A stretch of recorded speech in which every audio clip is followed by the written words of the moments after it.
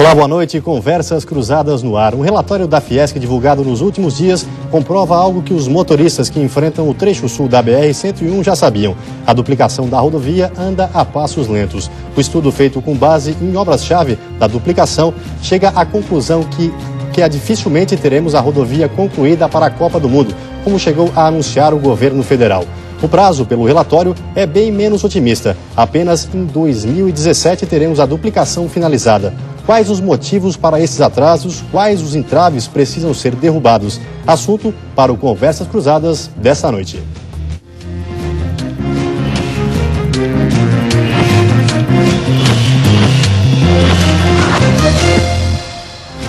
Olá, boa noite. Lembrando que você pode mandar suas opiniões sobre o tema de hoje pelo e-mail conversas@tvcom.com.br ou participar por nossas redes sociais.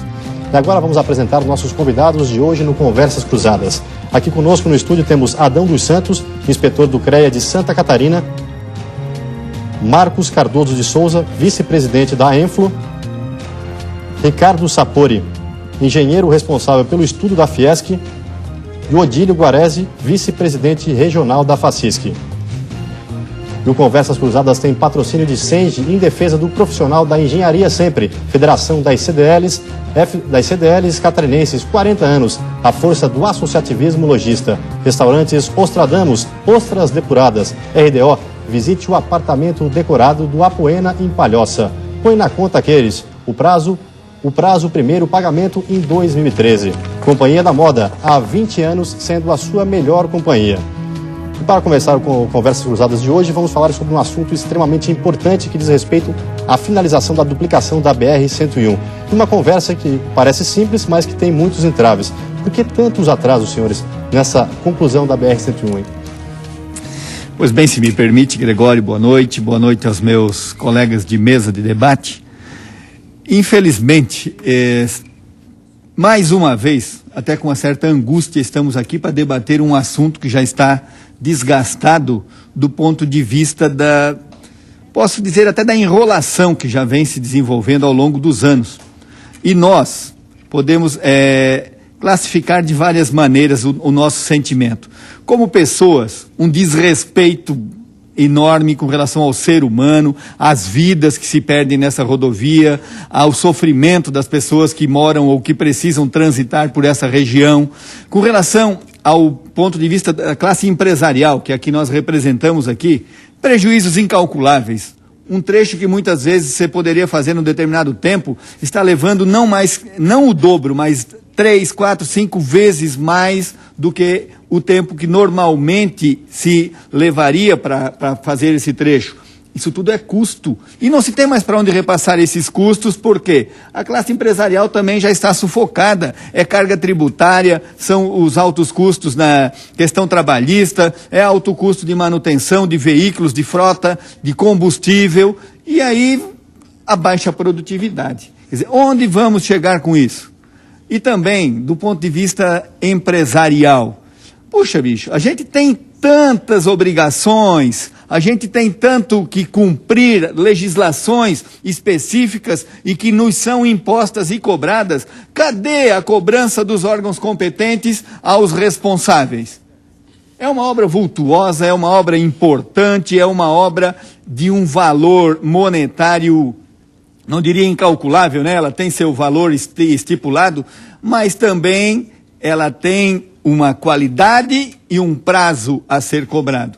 Cadê essa efetiva cobrança que não se vê uma mobilização concreta com relação a isso? Os empresários, a classe, a sociedade em si está se manifestando, até muitas vezes fazendo manifestações pontuais em meio à rodovia.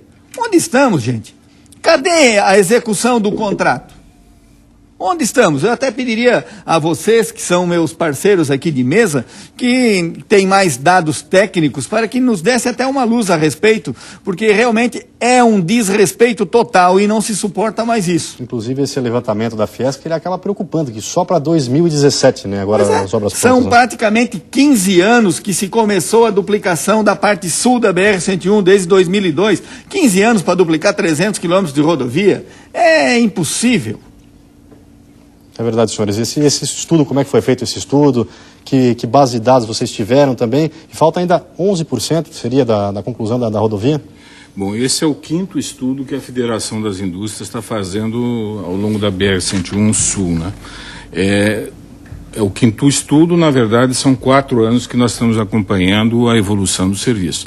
Agora, eu gostaria, assim, de frisar, vamos dizer aqui, neste último ano agora, nós tivemos, assim, a grata satisfação de constatar que realmente houve uma evolução, assim, boa dos serviços. Principalmente no lote 25, que é o lote de Capivari de Baixo até Tubarão, que era um lote que preocupava muito, inclusive a imprensa o chamava como o lote da vergonha, né? Mas é um lote que agora o DENIT substituiu a empresa líder do consórcio que lá estava e colocou uma empresa, inclusive catarinense, uma empresa de Tubarão a tocá-lo, e realmente a obra andou bastante, andou bem. Só que, na verdade, o atraso era muito grande. Não é? Nesse último ano a obra andou bem, mas só que para recuperar aquele atraso significativo que já existia, a coisa ficou complicada. Também no lote 29, que é o lote entre Araranguá e Sombrio, foi substituída a empresa que lá estava, e ela está lá praticamente há 2 anos trabalhando. Inclusive a primeira empresa que ganhou a licitação, ela fez só 3% da obra, daí assumiu a segunda colocada e também ficou o quê? 6 meses à frente por aí, da obra. Comeram o filé mignon e deixaram o resto, né? Então, mas só que agora foi substituída uma terceira empresa que lá está e tocou muito bem também. Mas a previsão que nós sentimos assim, como técnico, é que o DENIT tem uma previsão, tinha aliás uma previsão que era para terminar todas essas obras já contratadas até dezembro agora de 2012. Agora na semana passada, ele soltou uma nova previsão de obras e estava levando esse prazo para julho agora de 2013. Mas esse estudo da Federação das Indústrias acha, inclusive, que essa previsão do DENIT ainda está bastante otimista.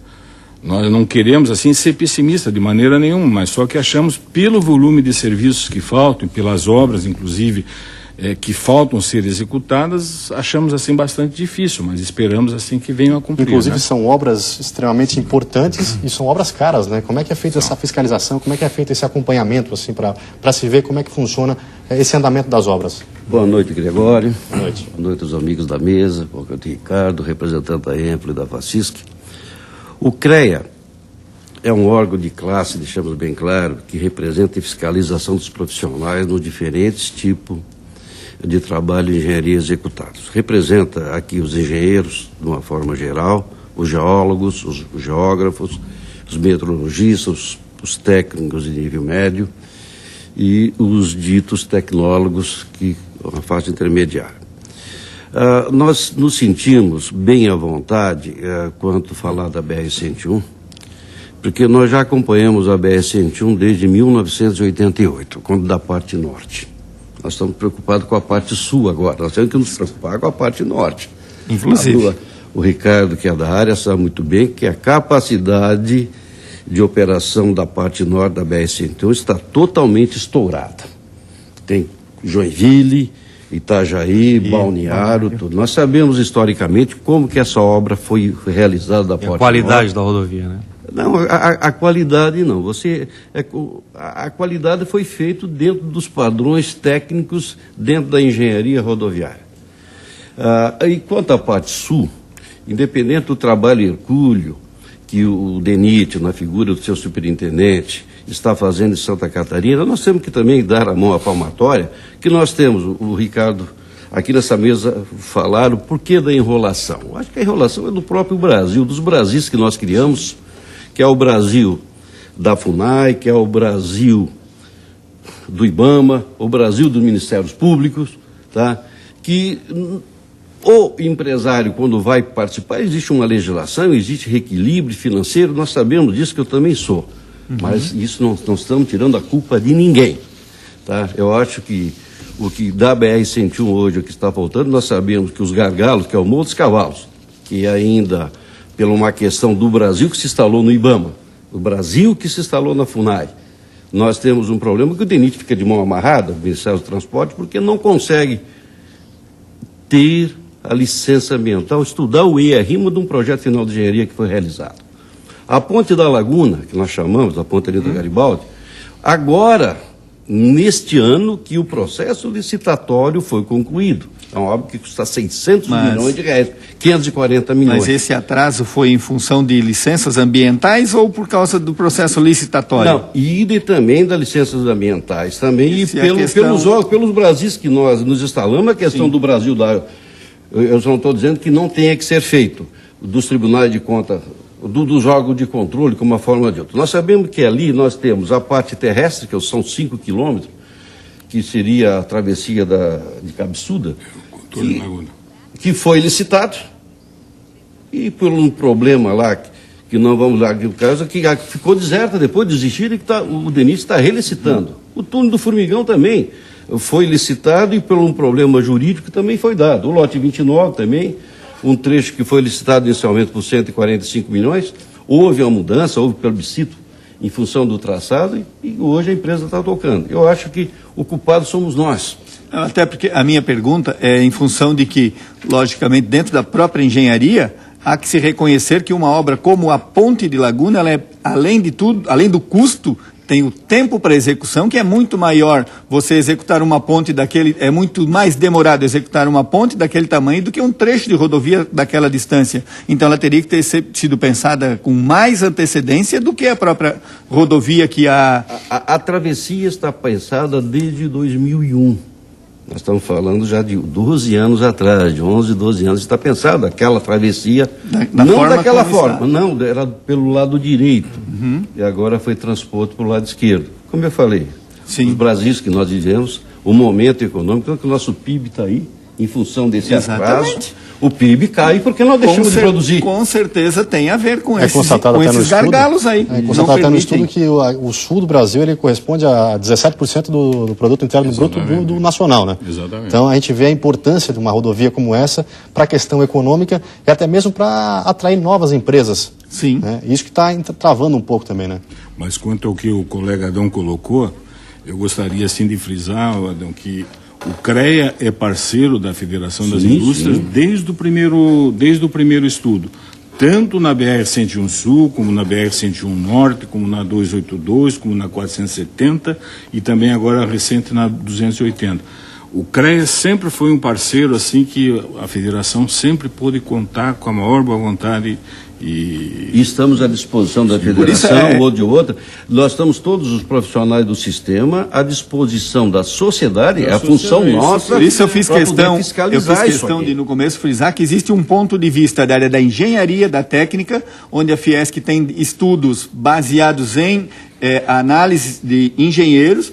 E existe aqui o posicionamento das pessoas e também da classe produtiva, que sofre com as consequências, mas que não tem os dados técnicos até mesmo para justificar, né? Posição de quem vive o dia a dia desse descaso, né? Como eu falava ainda há pouco a respeito da qualidade da BR no sentido norte, eu faço esse trecho regularmente e é muito ruim.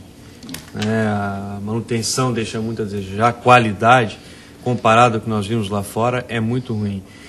E quando nós concluímos finalmente a duplicação do trecho sul unido ao trecho norte, já não vai mais fazer tanto sentido, porque vai precisar de quadruplicar e não duplicar.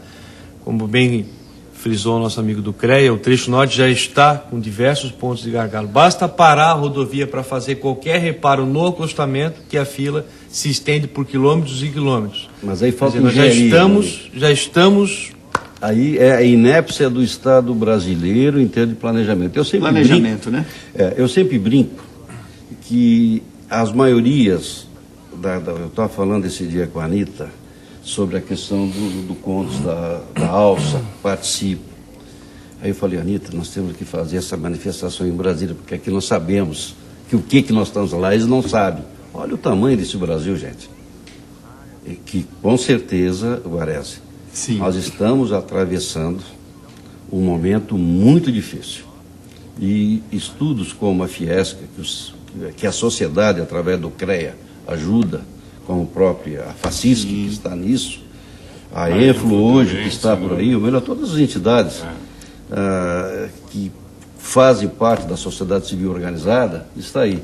Mas você falou na questão da qualidade, eu acho que eu tenho que fazer um registro. As empresas projetistas, as empresas executoras, aí onde entra o CREA no processo, são fiscalizados de acordo com o seu termo de referência que é contratado. Nós temos uma legislação que fala que, por eixo, o pavimento tem que ser calculado, Ricardo sabe, por 8,2 toneladas. Um tempo atrás, na parte sul, deu um problema na ponte do Rio Cubatão, quando foi proibido o bitrem, que é para o leigo. É o peso distribuído de tal forma no pavimento que um excesso de carga para vir o efeito tandem não ter um esforço a mais. Lembra o caos que deu na parte sul, sim, quando a proibição dos bitrens? Então, a questão é a seguinte: as empresas são fiscalizadas pelo CREA, as empresas, de uma maneira geral, fazem um bom serviço dentro da técnica. Aí vai para a pressa do trecho norte, as soluções de engenharia que o Estado brasileiro, que não são, que deu para o trecho norte, diferente para o trecho sul, que já foi corrigido diversos problemas. A questão das travessias de Tubarão é um exemplo. Se nós tivéssemos feito na parte norte a travessia de São José, sim, você conhece tão bem, parece. Eu sou um exemplo prático disso aí. Aí conseguimos do trecho sul, a partir do quilômetro 216, ainda fazer uma travessia melhor aí quem vai para o Oririú, que nós chamamos da Estrada Velha, lembra? Tá, mas ainda temos um gargalo que é o 282. Como é que nós vamos fazer isso aqui? Tá certo, sobre esses problemas a gente vai continuar conversando daqui a pouquinho, depois do intervalo. A gente já volta, um instante só.